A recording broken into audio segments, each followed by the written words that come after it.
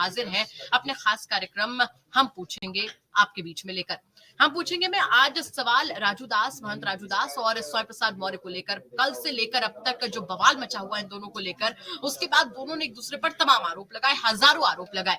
स्वयं प्रसाद मौर्य कहते हैं कि महंत राजू दास उनकी जान लेना चाहते हैं और महंत राजू दास कहते हैं कि स्वयं प्रसाद मौर्य से उन्हें जान का खतरा है। आखिर किससे क्या जान का खतरा है, यह हम समझने की कोशिश करेंगे। इसके पीछे की पूरी पॉलिटिक्स समझेंगे और समझेंगे कि इस पॉलिटिक्स के साथ जो उपजा विवाद है आगे कितने लंबे वक्त तक रहेगा। हमारे साथ में डॉक्टर आलोक पांडे जी जुड़ चुके हैं, राजनीतिक विश्लेषक हैं। सर बहुत बहुत स्वागत है आपका। चर्चा को शुरू करें उससे पहले हम अपने दर्शकों से कहना चाहेंगे कि अगर आपके कुछ सवाल है या फिर आप अपने विचार रखना चाहते हैं तो हमें कमेंट बॉक्स में रखिए। अगर आपका सवाल हमारे पैनलिस्ट से लेने लायक होगा तो हम जरूर लेंगे और साथ ही साथ आपके विचार को आपके नाम के साथ में डिस्प्ले जरूर करेंगे। डॉक्टर आलोक जी, कल से लेकर अब तक आप पूरी कंट्रोवर्सी देख रहे होंगे, इस बात में कोई दो राय नहीं है। ऐसे में सवाल यही है कि दोनों जो एक दूसरे पर गंभीर आरोप लगा रहे हैं, कौन किसको मारना चाहता है और इसके पीछे की सियासत का एक निजी कार्यक्रम सा उपजा ये जो विवाद है ये अब लगातार बढ़ता ही चला जा रहा है। गणांशी, देखिए, कोई किसी को मारना तो नहीं चाहता, मुझे ऐसा लगता है। मारना चाहता होता तो मार दे चुका होता। सिर्फ ये जरूर है कि एक दूसरे को तौल रहे हैं, वो राजनीतिक रूप से तौल रहे हैं, वो धार्मिक रूप से। वो ये कहते हैं कि हम अपनी राजनीतिक रोटियां सेकेंगे। महंत जी कह रहे हैं कि राजनीतिक रोटियां सेकिए लेकिन धर्म को तो बख्श दीजिए। तो अब यह है कि धार्मिक प्रतिकार हिंदू धर्म से आने लगा है। पहले ये प्रतिकार नहीं आता था, पहले बहुत आसान था हिंदू धर्म को गालियां देना। क्रांति में कई बार यूपी तक में कह चुका हूं कि अगर शोषण की बात है तो पिछले 1000 साल से सवर्ण सत्ता में नहीं है, ना के बराबर है, नहीं। इस 1000 सालों में या तो तुर्कों ने इस देश का शोषण किया है, या मुगलों ने इस देश का शोषण किया है, या अंग्रेजों ने, ईसाइयों ने इस देश का शोषण किया है। यानी या तो मुसलमानों ने इस देश का शोषण किया है या ईसाइयों ने इस देश का शोषण किया है। स्वतंत्रता के बाद देश आजाद होता है तो देश पंथ निरपेक्ष नहीं होता। 42nd अमेंडमेंट 1976 से बी.आर. अम्बेडकर जी के बनाए गए संविधान को इंदिरा गांधी रौंद करके इसको सेकुलर राष्ट्र बनाती है। बी.आर. अम्बेडकर जी ने इसे सेकुलर राष्ट्र नहीं बनाया था, पंथ निरपेक्ष राष्ट्र नहीं बनाया था बी.आर. अम्बेडकर जी ने। पंथ निरपेक्षता तो जबरदस्ती इंदिरा गांधी ने 1976 में डाला था। पंथ निरपेक्षता के बाद ये बड़ी समस्याएं शुरू हो गई कि इस देश में एक धर्म को जरूरत से ज्यादा प्रमोट किया गया। पंथ निरपेक्षता का मतलब कतई नहीं है कि एक धर्म को गिराना, एक धर्म के ईस्ट की बेइज्जती करना और दूसरे धर्म वाले मैटर में तो शांति बनाए रखना या बहुत ज्यादा उसकी तारीफ करना। इससे इस देश का बहुसंख्यक अपने आप को दबा कुचला मानता है, परेशान मानता है। और स्वामी प्रसाद मौर्य जी के लिए बहुत आसान है, वो दलितों पिछड़ों के लिए अगर राजनीति करते थे तो उनके लिए संघर्ष करें। 500 साल पहले लिखी एक रामायण के एक श्लोक का अब मनमानी व्याख्या करके उसको अपने समर्थकों द्वारा उसको जलवाते हैं, उसका अपमान करते हैं। फिर आप कहते हैं कि आप दलितों, पिछड़ों और महिलाओं की राजनीति करते हैं और एक हेट्रेट, एक नैरेटिव खड़ा करना चाहते हैं ब्राह्मणों के खिलाफ। अब स्वामी महंत दास जी हैं, ये अगर एक्टिव हो रहे हैं, विरोध कर रहे हैं तो कर रहे हैं, मरवाना चाहते हैं। कानपुर देहात में एक ब्राह्मण को एक गौतम यानी दलित महिला चप्पलों से मारती है कानपुर देहात में। यूपी तक तो उसे देखा है, सुबह आज था। तो अगर एक ब्राह्मण अहिंसक रूप से अपनी बात कहता है तो उसे चप्पलों से एक दलित मारता है। किसी ने कहा कि दलित महिला ब्राह्मण है इसलिए उसको दलित ने मारा? किसी ने कहा एक ब्राह्मण को चप्पलों से मारा जाता है? एक ब्राह्मण को अहिंसक तरीके से, कोई हिंसा नहीं कर रहे थे दुर्गेश मणि त्रिपाठी जी, मैं उन्हें व्यक्तिगत रूप से जानता हूं, और आप उनको मार रहे हैं। एक दलित महिला होकर के आप उसके ऊपर चप्पल चलाती हैं। एक तरफ वो अगर थोड़ा विरोध करते हैं तो आप उन्हें जान से मारने की धमकी देते हैं। तो फिर ब्राह्मण के इस देश में रहे ना आप। उस देश, एक तरफ जेएनयू में कहा था ब्राह्मणों भारत छोड़ो, तो मतलब इस देश में एक नैरेटिव बनाया जा रहा है कि ब्राह्मण और सवर्ण, कभी ब्राह्मण भारत छोड़ो, कभी सवर्ण भारत छोड़ो। ये किस तरह का नैरेटिव है इस देश में? ये देश मुसलमानों का है, ये देश दलितों का है, ये देश ओबीसी का है, सिर्फ सवर्णों का देश नहीं। ये आप नैरेटिव बनाना चाहते हैं अपनी ओछी राजनीति को सक्सेस करने के लिए। अब क्या करना चाहते हैं आप? कहते हैं भारतीय जनता पार्टी, समाजवादी पार्टी का स्टैंड है कि भारतीय जनता पार्टी बांटने की राजनीति करती है। अब ये बताइए, अखिलेश यादव जी और स्वामी प्रसाद मौर्य ये क्या जोड़ने की राजनीति कर रहे हैं? अग्नि को अग्नि से शांत करने की ये परंपरा क्यों शुरू कर रहे हैं? हमने पहले भी यूपी तक में कहा था अखिलेश यादव जी और स्वामी प्रसाद मौर्य जी के अंदर इतनी शक्ति नहीं है कि ये जो विभाजनकारी राजनीति लेके आ रहे हैं इसके जो परिणाम आएंगे इसको बर्दाश्त कर पाएंगे। और आप देखिए इसके परिणामों की शुरुआत हो गई। तो स्वामी प्रसाद मौर्य जी को जो भी करना था करना चाहिए था, धर्म को बख्श देना चाहिए था। आप धर्म पर जब हमला करेंगे और जब उसमें कोई प्रतिकार करेगा तो आप कहोगे हमारी जान पे खतरा है। जान पे खतरा होता तो अब तक आपका जीवन नहीं रहता। हिंदू कभी हिंसा नहीं करता। हाँ, वार्ता रूपी हिंसा जो रामदास जी ने अगर कुछ किया है तो उसका मैं बिल्कुल समर्थन नहीं करता, लेकिन उनके ऊपर भी जो आप हमला करवाते हैं, वो आप 50 समर्थक आपके होते हैं, वो केवल 4 लोग होते हैं जैसा उनका, जैसा हमने मीडिया में देखा, तो आप उन पर भी हमला करवा रहे हैं। ये जांच का विषय है कि राजू दास जी को खतरा है या स्वामी प्रसाद मौर्य जी को खतरा है, या दोनों खतरा नहीं है, दोनों अपनी अपनी बात कह रहे हैं। लेकिन ये जरूर है कि अपना इस तरह से गेम मैनेज कर रहे हैं जिसकी वजह से इनको जो है कानूनी पचड़े में फंसने से बच जाए। जी गौरव सिंह। बिल्कुल, हमारे साथ में अनवक्कल ये पूरा इंसिडेंस होता है, उसके बाद में स्वामी प्रसाद मौर्य की तरफ से तमाम आरोप लगाए जाते हैं। रामचरितमानस के मुद्दे पर भले अखिलेश यादव ने खुलकर स्वामी प्रसाद का साथ नहीं दिया, लेकिन उन्होंने बहुत ज्यादा इसका विरोध भी नहीं किया।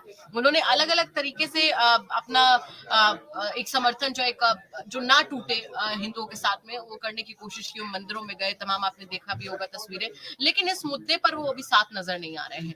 क्या लग रहा है कि अब अखिलेश भी बचते नजर आ रहे हैं इससे? एक्चुअली अखिलेश जी तलवार की धार पर चलने की कोशिश कर रहे हैं। तलवार की धार पर इसलिए क्योंकि अगर बैलेंस गड़बड़ हुआ तनिक सा तो पैर में घाव कर देगा। तो इसलिए अखिलेश जी सोचे हैं कि और किसी मैटर से तो हम दलितों और अति पिछड़ों को जोड़ नहीं पा रहे हैं, शायद इस वजह से जुड़ जाए। वरना स्वामी प्रसाद मौर्य की क्या समाजवादी पार्टी में रहते हुए इतनी शक्ति है कि अखिलेश यादव जी का मौन समर्थन ना हो और वो ये बोल सके? मुझे लगता नहीं। स्वामी प्रसाद मौर्य की इतनी हैसियत समाजवादी पार्टी में रहते हुए तो नहीं हो सकती है कि अखिलेश जी ना चाहें और वो बोल जाए। तो अखिलेश जी इस समय डालमा में है, ये सोच ही नहीं पा रहे हैं कि किससे लाभ होगा और किससे हानि। ठीक है, अब रही बात कि अभी आपके हमने कमेंट पढ़ा कि तुलसीदास जी दुबे थे, वो कौन होता था सूत्रों के बारे में बोलने में, तो मैं बता दूं त्रिपिटकों के बारे में अनुपम जी का ही मेरे पास एक ट्वीट है, मैंने देखा था और भी बहुत जगहों पर त्रिपिटकों के बारे में भी बहुत सारी ऐसी बातें लिखी हैं जो शूद्रों का वर्णन है अच्छी तरीके से। कबीरदास जी ने शूद्रों के लिए बहुत बातें कही, आप कहेंगे तो मैं भेज दूंगा।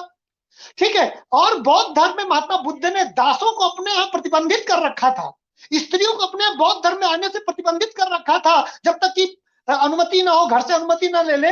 दासों के लिए तो था ही नहीं, जब अपने मालिक से अनुमति ले ले। सूत्रों के लिए परिभाषाएं अलग अलग है त्रिपिटकों में। तो क्या स्वामी प्रसाद मौर्य उन त्रिपिटकों को भी ठीक करने की बात करेंगे या केवल तुलसीदास जी की रामायण? आपके मैं उन व्यूअर्स को जवाब दे रहा हूं जो तुलसीदास जी को दुबे कह रहे हैं। मैं तो उन्हें संत जानता था और दुबे कहां से हो गए वो जाने। लेकिन अगर रामचरितमानस में परिवर्तन किया जा सकता है, रामचरितमानस को गाली दी जा सकती है, तो त्रिपिटक में भी शूद्रों के लिए कोई बहुत अच्छी बातें नहीं लिखी हैं, दासों को उसमें स्वीकारोक्ति नहीं मिली हुई है। तो इसलिए जब हम किसी धर्म में जाते हैं और धर्म की आलोचना करते हैं तो बहुत ज्यादा हमारे पास स्कोप नहीं होता है। हर धर्म में उस प्राचीन काल में, प्राचीन समय में ऐसी कमियां निकाली जा सकती हैं, वो चाहे बाइबल हो, चाहे कुरान हो, चाहे रामचरितमानस की बात हो। जो भी धार्मिक ग्रंथ हैं उनका जब हम छिद्रान्वेषण करते हैं धार्मिक ग्रंथों का, तो उसमें बहुत सारी कमियां निकाल सकते हैं। आप कहेंगे तो मैं स्वामी प्रसाद मौर्य जी को भेज दूंगा, त्रिपिटकों में बहुत सारी कमियां हैं। तो क्या सूत्रों के लिए त्रिपिटकों में जो लिखा है, तो त्रिपिटक को स्वामी प्रसाद मौर्य बदलना चाहते हैं? ये बदलवाएंगे? नहीं बदलवाएंगे ना। तो इसलिए बस एक बात की गाली दे देना, किसी को कुछ कह देना, ये गलत बात है। रामायण में जो लिखा है इससे देश नहीं चलता, मनुस्मृति में जो लिखा है उससे देश नहीं चलता, बाइबल में जो लिखा है उससे भी देश नहीं चलता, कुरान में जो लिखा है देश उससे भी नहीं चलता। तो जब देश उससे चलता ही नहीं है, आपको मानना है मानिए, नहीं मानना है ना मानिए। लेकिन आप अच्छा बताइए, रामायण में जो लिखा उससे तो देश इस समय गवर्न हो नहीं रहा। तो ये दलितों की लड़ाई स्वामी प्रसाद मौर्य कहां से, पिछड़ों की लड़ाई और शूद्रों की लड़ाई, रामायण की इस प्रति को जलाने से, तुलसीदास के इस दोहे को गाली देने से दलितों के साथ क्या न्याय करने जा रहे हैं? क्योंकि रामायण से तो देश चल नहीं रहा, ना तो कुरान से देश चल रहा, ना बाइबल से देश चल रहा।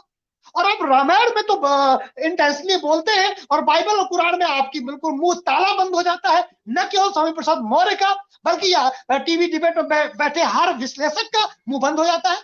क्यों भाई? रामायण में आप बात करेंगे तब अभिव्यक्ति आजादी रहेगी, और बाइबल में बात करेंगे तो अभिव्यक्ति आजादी नहीं रहेगी। कुरान में 24 आयतें लिखी हैं जो विवादास्पद है, आप उस पर बात नहीं करते। फिर केवल हिंदू धर्म को ही बुरा कहा जाता है, या हिंदू धर्म का ही छिद्रान्वेषण क्यों किया जाता है? मैं सिर्फ ये जानना चाहता हूं कि केवल हिंदू धर्म का छिद्रान्वेषण क्यों? क्यों केवल article number 19 first Indian constitution का हिंदू धर्म के लिए प्रयोग किया जाता है?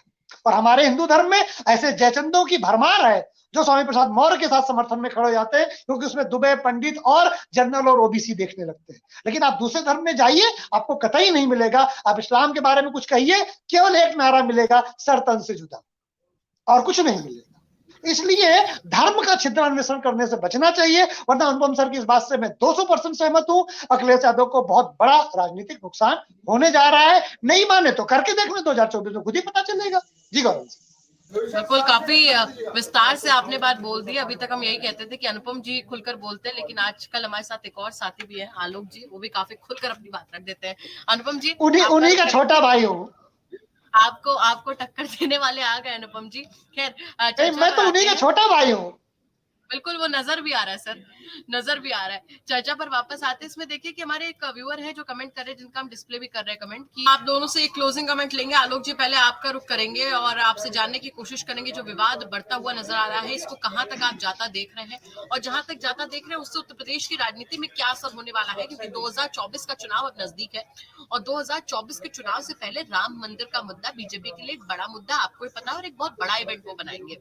ऐसे में किसको फायदा, किसको नुकसान, ये भी एक बड़ा सवाल। देखिए गौरव से, धर्म की पिच पे भारतीय जनता पार्टी से अच्छा खिलाड़ी कोई नहीं। और स्वामी प्रसाद मौर्य जी जो ये कर रहे हैं, बीजेपी को तो प्लेटफॉर्म तैयार करके दे रहे हैं। आप जितना ज्यादा देखिए, न्यूटन्स लॉ है ना कि every action has equal reaction. आप निगेटिव करेंगे, उसका दूसरा पॉजिटिव आएगा। तो आप अगर निगेटिव एक्शन कर रहे हैं तो एक्शन उसका इक्वल रिएक्शन आएगा, तो वो पॉजिटिव की तरफ जाएगा। राम मंदिर शायद उतना हाईलाइट ना होता, लेकिन आपने 1 जनवरी 2024 को या आसपास में उसका उद्घाटन होने वाला है। आप तब तक ये मुद्दा धर्म का गर्म रखेंगे। आप चाहते हैं तुलसीदास जी को भगवान राम से अलग कर दें, वाल्मीकि जी हो, तुलसी जी हो, भगवान राम हो, ये तीनों को अब भारतीय धार्मिक व्यवस्था से तीनों को अलग नहीं कर सकते। आप ये नहीं कर सकते कि तुलसीदास जी की ये चौपाई, तुलसीदास जी के लिए गलत कह रहे हो, हम तो राम जी के लिए कुछ कह ही नहीं रहे। राम और तुलसी को, राम और वाल्मीकि जी को अलग नहीं किया जा सकता। ये तीनों कंप्लीट है, इनके बगैर आप परिकल्पना नहीं कर सकते। तो आप सिलेक्टिव नहीं हो सकते। दूसरी बात रही, क्योंकि 2024 का ही चुनाव है लोकसभा में, और विपक्ष ये नहीं ढूंढ पा रहा है कि भारतीय जनता पार्टी को कैसे हराया जाए।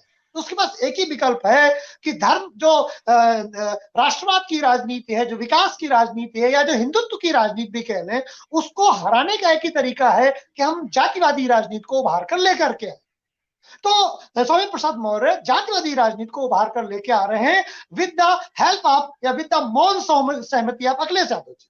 तो विपक्ष वही कर रहा है जो बिहार से चला, या जो साउथ की राजनीति में चल रहा था, और फिर बिहार में आया, और बिहार से फिर उत्तर प्रदेश में आया। तो अभी तो ये चीजें चलेंगी। हाँ, अनुपम जी जो कह रहे हैं कि इसमें पेट्रोल कम है, तो पेट्रोल फिर डलवाएंगे, ये नया थोड़ा सा फिर चलाएंगे, तो झटका दे दे के गाड़ी चलेगी। लेकिन मुझे ऐसा लगता है कि बीच बीच में ये मुद्दे उठाते रहेंगे, तो 4-10 दिन उठेगा, फिर लगेगा और कुछ नहीं हो तो फिर उठा देंगे। तो 2024 तक मुझे लगता है कि थोड़ी बहुत ये प्रक्रियाएं ये चलाते रहेंगे। हाँ, हालांकि अगर इन्हें लग गया कि इससे बहुत नुकसान हो गया, तो हो सकता है अनुपम जी की बात 100% सही हो जाएगी, बिल्कुल है बंद कर दें। लेकिन मुझे कभी भी लगता है कि स्वामी प्रसाद मौर्य को, क्योंकि अखिलेश यादव ने आगे प्रमोट किया है और उनकी बयानबाजी की वजह से उनका उच्च पद प्राप्त हुआ है, तो इससे तो ऐसा लगता है कि अखिलेश यादव जी ने कहा कि बेटा तुम बोलते रहो और हम अपना राम मंदिर जाते रहेंगे, तो दोनों तरह के लोग संतुष्ट बने रहेंगे। तो एक उत्तर प्रदेश की राजनीति में शायद अखिलेश यादव जी एक नया प्रयोग कर रहे हैं, जहां वो दोनों तराजुओं में बैठने की कोशिश कर रहे हैं। हालांकि वो